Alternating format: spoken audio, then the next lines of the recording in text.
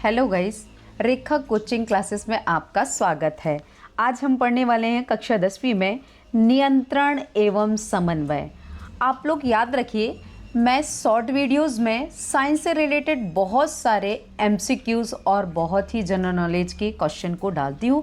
तो आप लोगों को और भी सारी जानकारी लेना है तो आप मेरे शॉर्ट्स वीडियो को देखिए, तो बहुत सारे आपको वर्डिंग का नॉलेज होगा, जो डेज हैं और बहुत सारे साइंस के, केमिस्ट्री के, बायो के, जीके के क्वेश्चन आप उसमें हार्ट ऑफ वर्ड्स में देख सकते हैं। तो आइए शुरू करते हैं आज का हमारा पहला क्वेश्चन, नियंत्रण एवं समन्वय का। तो नियंत्रण एवं समन्वय हमें बताता है कि हमारी बॉडी में सारे कार्य को किस तरह से कंट्रोल करना है और सारे कंट्रोल करने का कार्य, उनको समन्वित करने का कार्य बॉडी के हर पार्ट्स का अलग अलग भाग करता है। तो हम जानेंगे कि ये नियंत्रण एवं समन्वय का काम कौन कौन करता है। तो सबसे पहला प्रश्न ये बताता है कि प्रतिवर्ती क्रिया तथा टहलने के बीच क्या अंतर है। यानी प्रतिवर्ती क्रिया क्या है और टहलना क्या है, दोनों के बीच क्या डिफरेंस है। देखिए, पर्यावरण में किसी घटना की अनुक्रिया के फलस्वरूप अचानक हुई अनैच्छिक क्रिया को क्या कहेंगे, हम प्रतिवर्ती क्रिया कहेंगे। मतलब अपने आप जो क्रियाएं हो रही हैं वो प्रतिवर्ती क्रियाएं, हम उसे कर नहीं रहे हैं, वो अपने आप सुचारू रूप से हो रही हैं। जबकि टहलना एक स्वैच्छिक क्रिया है। टहलना इसलिए स्वैच्छिक है क्योंकि हम टहलने के लिए अपने मन से जा सकते हैं ना, कि हमें टहलने जाना है, आधा घंटा, 15 मिनट, 20 मिनट, हमें जितना टाइम है अपने स्वास्थ्य के लिए क्या करते हैं, हम अच्छा करने के लिए, स्फूर्ति लाने के लिए टहलते हैं। तो वो टहलना हमारी स्वेच्छा के अनुसार होता है, अच्छा, जिसे हमारी सोच और नियंत्रण की आवश्यकता होती है। तो ये अंतर है प्रतिवर्ती क्रिया और टहलने के बीच में। अब हम जानेंगे कि दो तंत्रिकाओं कोशिकाओं के मध्य जो अंतर्ग्रथन यानी सिनेप्स होता है वो क्या होता है। तो जब तंत्र का आप चित्र देखेंगे, उनके में जो मध्य में जो अंतर होगा, वो तंत्रिका तंत्र जो है वो अपनी जॉइंटेड और उनके भाग को बताएगा। तो दो तंत्रिका कोशिकाओं के मध्य एक रिक्त स्थान होता है। तो आप देख रहे हैं कि तंत्रिका तंत्र के नीचे जो स्पष्ट दिखाई दे, अतः दो तंत्रिका कोशिका के मध्य में क्या होगा, एक रिक्त स्थान होता है। तो आप चित्र में देखिए, बीच में जो है रिक्त स्थान है वो कहलाता है सिनेप्स।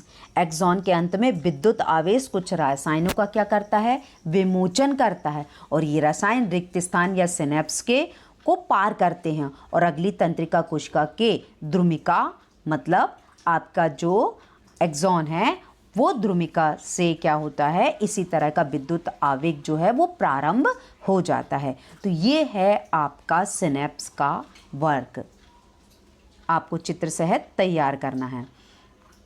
अगला आ जाता है, मस्तिष्क का कौन सा भाग शरीर की स्थिति तथा संतुलन का अनुरक्षण करता है। तो आप देख लीजिए आ गया कि हमारे मस्तिष्क में कौन सा भाग है जो संतुलन का कार्य कर रहा है। तो हमारा पश्चिम मस्तिष्क, हमारे जो पश्चिम मस्तिष्क है पीछे वाले पार्ट में, आप देखिए चित्र में स्पष्ट समझ में आ रहा है कि पश्चिम मस्तिष्क में अनुमस्तिष्क द्वारा, कौन सा, अनुमस्तिष्क को याद रखिए हम सेरेबेलम भी कहते हैं।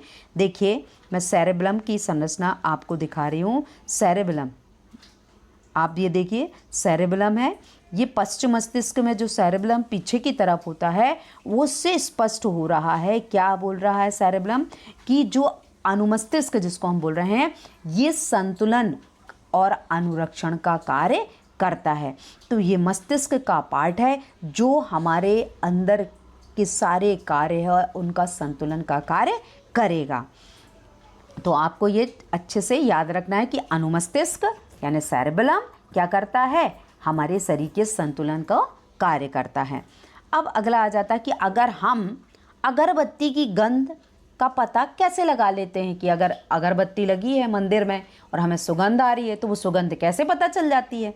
तो कहीं से पता तो चला, तब तो हमें सूचना मिली। तो जब अगरबत्ती की जो गंध है हमारी नाक तक पहुंचती है तो हमारे नाक में मौजूद जो घ्राणग्राही इसका पता है, मतलब हमारी जो नाक में उपस्थित जो घ्राणग्राही है वो ग्राही विद्युत आवेग को अग्र मस्तिष्क तक जानकारी देता है। अग्र मस्तिष्क हमने अभी जाना, अग्र मस्तिष्क तक को जैसी जानकारी मिली तो अग्र मस्तिष्क का सोचने वाला भाग इसकी सहायता से अगरबत्ती को की जो खुशबू है उसको महसूस कर लेता है। तो आपको याद रखना है, घ्राण पिंड ने उसकी सुगंध को ग्रहण किया और अग्र मस्तिष्क तक को सूचना को पहुंचा दिया, जिससे हमें उस अगरबत्ती की गंध का हमें अनुभव और महसूस हुआ। तो आपको ये याद रखना है। अगला आ जाता है कि प्रतिवर्ती क्रिया में मस्तिष्क की क्या भूमिका है, यानी जो प्रतिवर्ती क्रिया हो रही है हमारी बिना इच्छा के अनुसार अपने आप चल ही रही है सुचारू रूप से, तो उसमें मस्तिष्क की क्या भूमिका है। तो पर्यावरण में किसी घटना की अनुक्रिया के फलस्वरूप अचानक हुई अनैच्छिक क्रियाओं को प्रतिवर्ती क्रियाएं कहते हैं। इस क्रिया में कोई ग्राही सूचना ग्रहण कर इसे अभिवाही तंत्रिका तंतु से होते हुए मेरुरज्जु में संयोजी तंतु के माध्यम से प्रवाह अंग तक पहुंचा देता है। तो आपको याद रखना, प्रतिवर्ती क्रियाओं की सूचना मिलती है कहाँ पर, मेरुरज्जु में मिलती है। तो ये जो क्रियाएं हैं हमारी बिना इच्छा के अनुसार हो रही हैं, वही कहला रही है प्रतिवर्ती क्रियाएं। अब अगला आ जाता है वेरी इंपॉर्टेंट, पादप हार्मोन्स। उनके नाम से ही स्पष्ट है, पादप हार्मोन्स यानी प्लांट में पाए जाने वाला हार्मोन्स, वो क्या कहलाएगा, पादप हार्मोन्स। तो पादप हार्मोन पौधों में वृद्धि, विकास तथा पर्यावरण के प्रति अनुक्रिया के समन्वय में सहायता करते हैं। यदि प्लांट में ये हार्मोन्स की कमी हो जाएगी तो प्लांट जो हो जाएगा छोटा हो जाएगा, उसमें पुष्पन की क्रिया नहीं होगी, उसमें बीज नहीं बनेंगे। तो इन हार्मोन्स की उपस्थिति अनिवार्य है। तो आपको याद रखना है कि जब वृद्धि करता है पादप तो प्रकाश को संसूचित करता है, और एक हार्मोन जैसे ऑक्सिन कहते हैं, मतलब जो पौधों की वृद्धि करने के लिए बहुत ही आवश्यक है वो ऑक्सिन है। अतः इस प्रारोह के अग्र भाग में संश्लेषित होता है। प्रारोह का अग्रभाग जो होता है वो किसका संश्लेषण होता है, ऑक्सिन का होता है।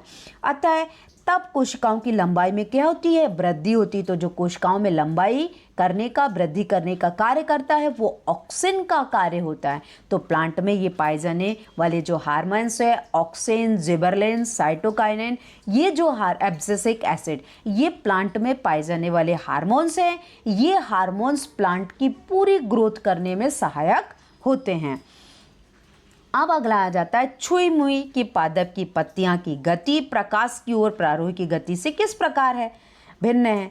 तो छुई मुई पादप की पत्तियों की गति वृद्धि से संबंधित ना होकर पत्तियों की कोशिकाओं की स्थिति में यानी छुई मुई का प्लांट है, देख रहे हैं आप, यदि हम उसको टच कर दें तो उसकी पत्तियां मुरझा जाएंगी, क्योंकि पादप में गति करने के लिए कोशिकाओं की जल की मात्रा परिवर्तन करके अपनी आकृति क्या कर लेती हैं, बदल देती हैं, जबकि प्रकाश की ओर गति वृद्धि से संबंधित होती हैं। तो आपने चित्र के माध्यम से भी जाना और आंसर क्या बता रहा है वो भी जाना। अब अगला जाता है कि एक पादप हार्मोन का उदाहरण दीजिए जो वृद्धि को बढ़ाता है। तो अब भी हमने ही पढ़ा कि पादप में जो वृद्धि का कार्य करता है, उसकी लंबाई में जो वृद्धि का काम कर रहा है वो है ऑक्सिन। जो पादप की कोशिकाओं की लंबी शाखाएं होती हैं, वो लंबाई जो है वो वृद्धि करने का कार्य कौन कर रहा है, ऑक्सिन। अब अगला पार्ट है दूसरा, 9वां क्वेश्चन है, किसी सहारे के चारों ओर एक प्रतान की वृद्धि में ऑक्सिन किस प्रकार है। प्रतान का अर्थ होता है जब प्लांट में, आइए मैं आपको चित्र के द्वारा दिखाती हूँ प्रतान क्या कहलाता है। ये देखिए, इन सारे प्लांट में जो पत्तियों के साथ गोल गोल संरचना पाई जा रही है वो कहलाती है प्रतान। ये संरचना क्या करती है, प्लांट को सपोर्ट करने का, क्योंकि प्लांट, ये वाले जो प्लांट होते हैं बहुत सॉफ्ट होते हैं और वो ज़मीन में बिछ जाते हैं, और इनके पास जो लगने वाला फल है वो हैवी होता है। तो इन प्लांटों में सपोर्ट करने के लिए प्रतान पाया जाता है। जो आप संरचना देख रहे हैं, देखिए मैं नाम से भी व्यक्त करती हूँ, ये देखिए, ये स्ट्रक्चर जो है उसके ऊपर लिखा हुआ प्रतान, तो ये कहलाएगी आपकी प्रतान की रचना। तो ये प्रतान की रचना क्या कर रही है, प्लांट में सपोर्ट करने का कार्य कर रही है। तो आइए अगला क्वेश्चन जानेंगे। इस प्रकार जब वृद्धि करता हुआ पादप प्रकाश को संसूचित करता है तो एक हार्मोन जिसे ऑक्सिन कहते हैं प्रारोह के अग्रभाग में संश्लेषित हो जाता है, और यह कोशिकाओं की लंबाई में वृद्धि में क्या होता है, सहायक होता है, और प्ररोह की प्रकाश से दूरी वाली दिशा में ऑक्सीजन का सांद्रण कोशिकाओं की लंबाई में वृद्धि के लिए क्या होता है? उपदीप्त होता है। तो ये क्वेश्चन याद रखिए कि आपको अभी इसके पहले ही स्टार्टिंग में ही समझाया। तो रिपीट कर रही हूँ मैं फिर आंसर को। किसी सहारे के चारों ओर एक प्रतान की वृद्धि में ऑक्सीजन किस प्रकार कार्य करे? तो आपने जाना कि प्रतान क्या कहलाता है। अब ऑक्सीजन किस तरह से सहायक करेगा? तो जब वृद्धि करता पादप प्रकाश को संसूचित करता है तो एक हार्मोन जिसे ऑक्सीजन कहते हैं वे प्रारोह के अग्रभाग में संश्लेषित हो जाता है तथा कोशिकाओं की लंबाई में क्या करता है? वृद्धि में सहायक होता है। और प्रारोह के प्रकाश की दूरी वाली दिशा में ऑक्सीजन का सांद्रण कोशिकाओं की लंबाई में वृद्धि के लिए क्या करता है? उद्दीप्त करता है। अब हम जानेंगे कि जलानुवर्तन दर्शाने के लिए प्रयोग। तो आप देखिए जलानुवर्तन, दो छोटे बीकर लेते हैं और बीकर में क्या करते हैं? एक बीकर में क्या किया? ए और बी प्लांट को लगा दिया। अब ये जलानुवर्तन की क्रिया में हम देख रहे हैं कि बीकर जो ए और बी के जो पानी से भरे हैं और अब उस निस्पंदन पात्र से एक बेलनाकार रोल बनाया और उसे बीकर ए तथा बीकर बी के बीच में रखा है। अब देख रहे हैं आप चित्र की सहायता से स्पष्ट हो रहा है कि एक प्लांट में जो बीकर है उसके अंदर पानी भरा हुआ है। अब ये पानी भरने के बाद हम चित्र की सहायता से देख रहे हैं कि जब निस्पंदन के पत्र के अंदर कुछ अंकुरित बीज जमा करें। अब हमने उसके अंदर क्या कर दिया है? बीज जो हैं वो जमा कर दिए हैं। अब पूरे ढांचे को एक प्लास्टिक बर्तन से ढक देते हैं और जब हम निरीक्षण करते हैं तो कुछ समय पश्चात देखते हैं कि जो बीज है वो अंकुरित हो जाते हैं और अंकुरित होकर बीज क्या करते हैं? ऊपर की ओर बढ़ने लगते हैं। तो आप चित्र के माध्यम से देख ही रहे हैं कि लकड़ी का बॉक्स है, उसमें ये सारी प्रक्रिया हमने की है। उसमें चित्र के माध्यम से आपको स्पष्ट हो रहा है कि पानी भरा है, उसमें बीज डाले हुए हैं, वो धीरे धीरे से क्या कर रहे हैं? वो वृद्धि कर रहे हैं। तो यही क्रिया कहलाती है जलानुवर्तन। अगला क्वेश्चन आता है कि आयोडीन युक्त नमक के उपयोग की सलाह क्यों दी जाती है? तो हम जो घर में उपयोग करते हैं तो वो आयोडीन युक्त नमक होता है। क्यों? तो क्या होता है? हमारी जो आउटू ग्रंथि का मतलब होता है थायराइड ग्रंथि। जब थायराइड ग्रंथि को थायरॉक्सिन हार्मोन बनाने के लिए आयोडीन की आवश्यकता होती है। तो थायरॉक्सिन हार्मोन जो क्या करता है? कार्बोहाइड्रेट, प्रोटीन तथा वसा के उपापचय हमारे शरीर में नियंत्रण करता है। यानी थायरॉक्सिन क्या कर रहा है? हमारे अंदर जो शरीर में है प्रोटीन, कार्बोहाइड्रेट की उपापचय क्रियाओं को कंट्रोल करने का कार्य कर रहा है ताकि वृद्धि के लिए उत्कृष्ट असंतुलन उपलब्ध कराया जा सके। और उसके बाद थायरॉक्सिन के संश्लेषण के लिए आयोडीन अनिवार्य है। यदि हमारे आहार में आयोडीन की कमी होगी तो हम ग्वाइटर रोग से या गाइटर रोग से ग्रसित हो जाएंगे। ग्वाइटर रोग को घेंगा रोग भी कहते हैं। तो आप याद रखिए कि आयोडीन युक्त नमक खाने की सलाह दी जाएगी। तो आप देख रहे हैं कि गले में जो थायराइड ग्रंथि होती है, थायरॉक्सिन का जो स्त्रवण करती है, वो किस तरह से गले में दिखाई दे रही है। तो आपको चित्र से स्पष्ट हो रहा होगा कि ये ग्रंथि हमारे लिए क्या करती है? थायरॉक्सिन हार्मोन का सिक्रेशन करती है, यानी स्त्रवण करती है। अगला क्वेश्चन है कि जब एड्रिनल रुधिर में स्रावित होती है तो हमारे शरीर में क्या अनुक्रिया होती है? तो एड्रिनल ग्रंथि से एड्रिनल हार्मोन से स्रावित होता है। ये हमारे क्या करेगा? एड्रिनलिन सीधा रुधिर में स्रावित होता है और शरीर के विभिन्न भागों तक पहुंचा दिया जाता है। हृदय सहित यह लक्ष्य अंगों या विशिष्ट ऊतकों पर कार्य करता है। आप याद रखिए एड्रिनल क्या करता है? पूरे बॉडी के पार्ट्स में हृदय तक कार्य कर रहा है। परिणाम स्वरूप हृदय की धड़कन बढ़ जाती है ताकि हमारी मांसपेशियों को अधिक ऑक्सीजन की पूर्ति हो सके। इसलिए एड्रिनल रुधिर में स्रावित होता है क्योंकि ऑक्सीजन तुरंत और सीधे प्राप्त हो सके। अगला प्रश्न हो जाता है कि मधुमेह के कुछ रोगियों को चिकित्सा इंसुलिन का इंजेक्शन क्यों दिया जाता है? आप देख रहे हैं इंजेक्शन दिख रहा है। तो याद रखिए इंजेक्शन वो क्या बोल रहा है कि हम किस लिए उसका उपयोग करेंगे। तो अग्नाशय में इंसुलिन हार्मोन की उचित मात्रा स्रावित ना होने के कारण, यानी इंसुलिन की मात्रा क्या करती है? हमारे अंदर जो शुगर है उसको कंट्रोल करने का कार्य करती है। जब वो इंसुलिन स्रावित नहीं हो रही है, अग्नाशय से इंसुलिन स्रावित नहीं होगी तो क्या होगा? मधुमेह नामक डिसीज होगी, बीमारी होगी। अतः ऐसे व्यक्ति को रुधिर में शर्करा का स्तर क्या हो रहा है? बढ़ जा रहा है। तो वो शर्करा के स्तर को कंट्रोल करने के लिए इंसुलिन में मौजूद अतिरिक्त शर्करा को ग्लाइकोजन में परिवर्तित करने के लिए क्या कर दिया जाता है, इंसुलिन का इंजेक्शन लगाया जाता है।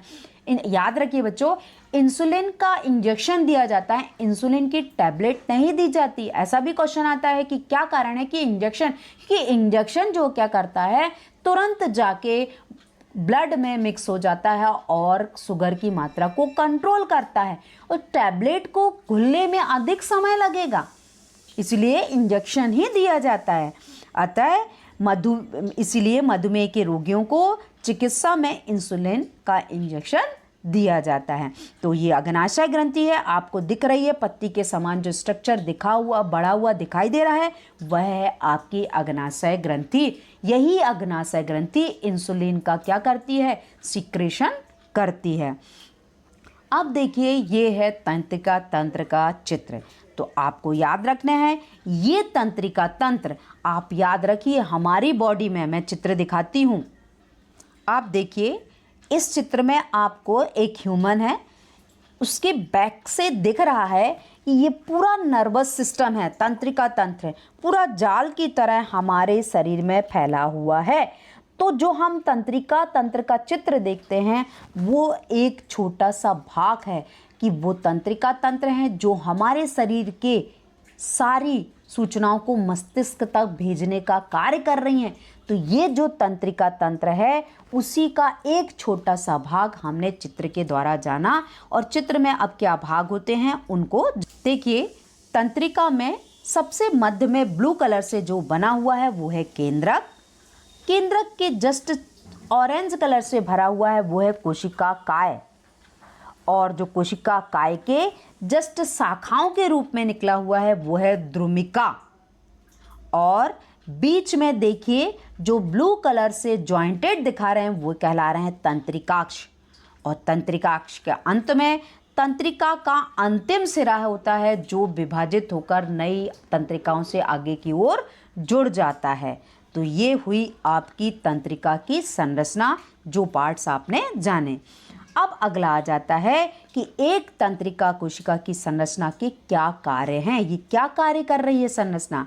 तो सामान्य संवेदी जानकारी, स्पर्श, दबाव, तापक्रम और कंपन को ग्रहण करना, यानी अगर हमको कोई क्या करते, ठंड लग रही तो हम कांपने लगते हैं, तो ये जो कंपन है और जो हमारे अंदर जो स्पर्श है, दबाव है और दर्द है, ये सारी चेतना कौन पहुंचाने का कार्य कर रही है, तंत्रिका तंत्र।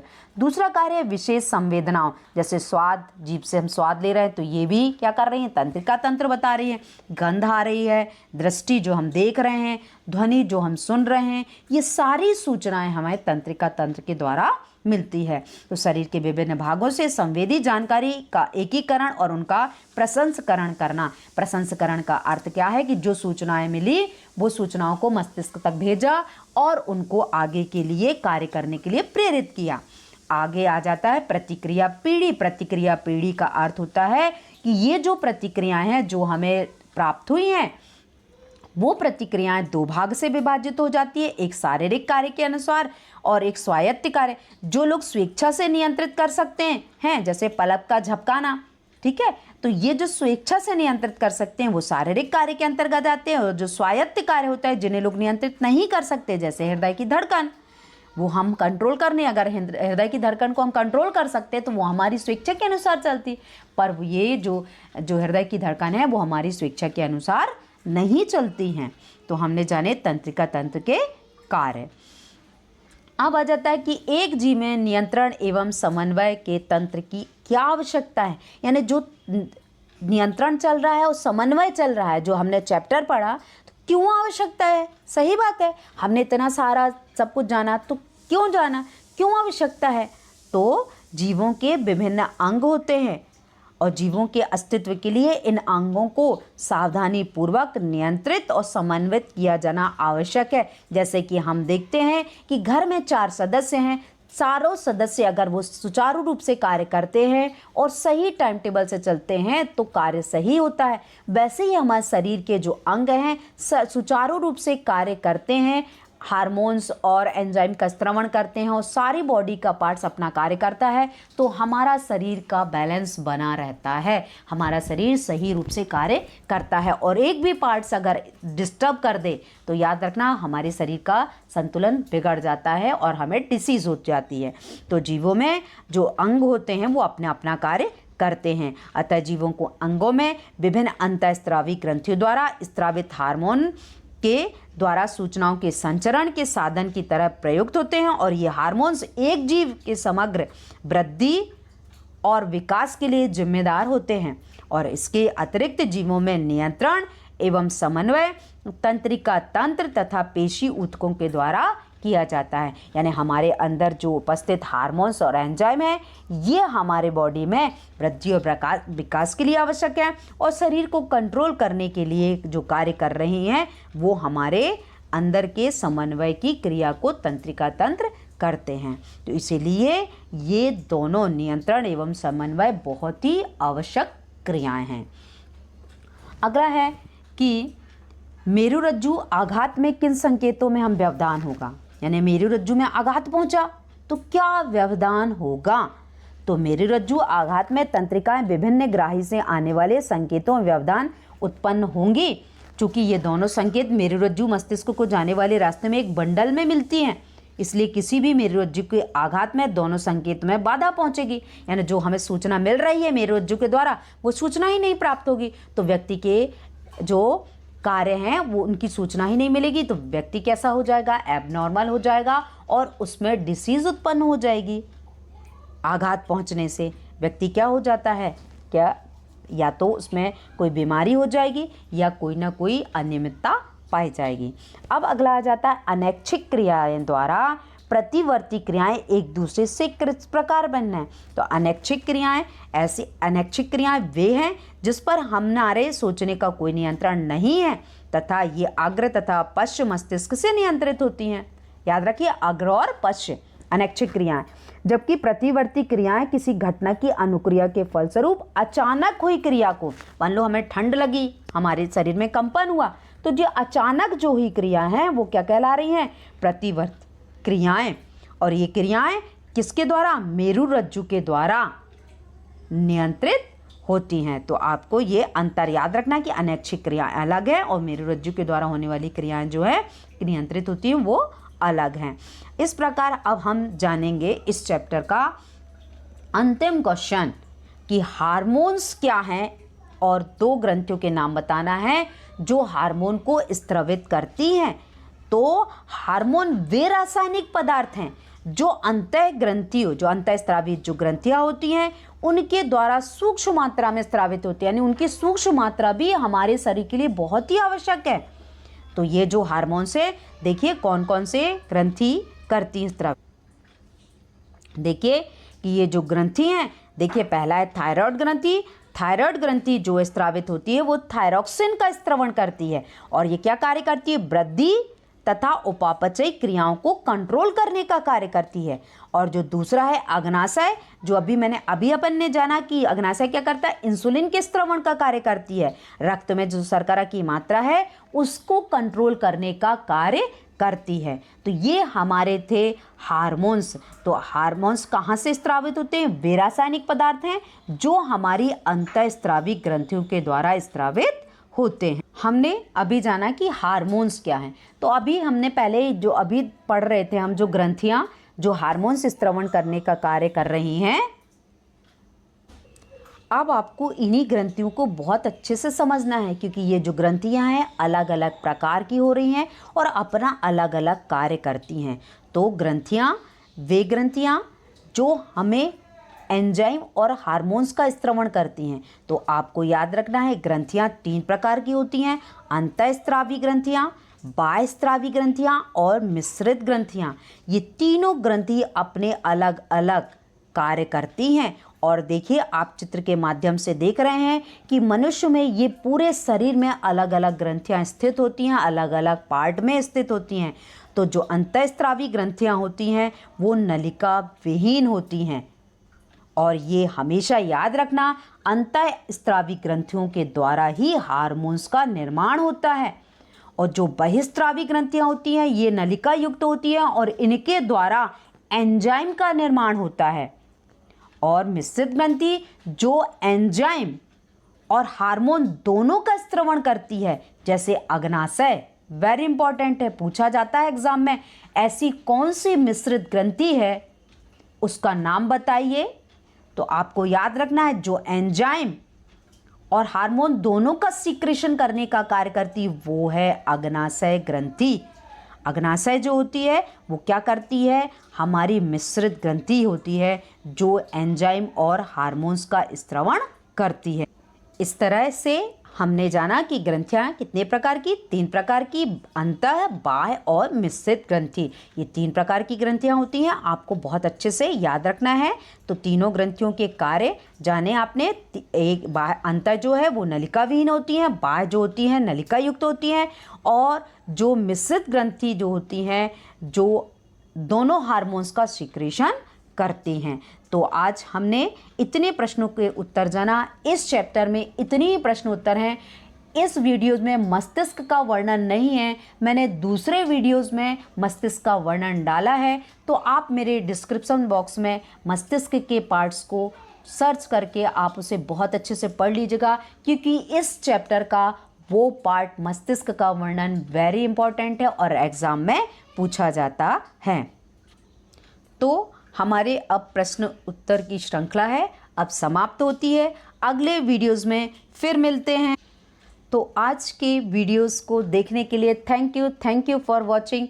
Please like and share my videos.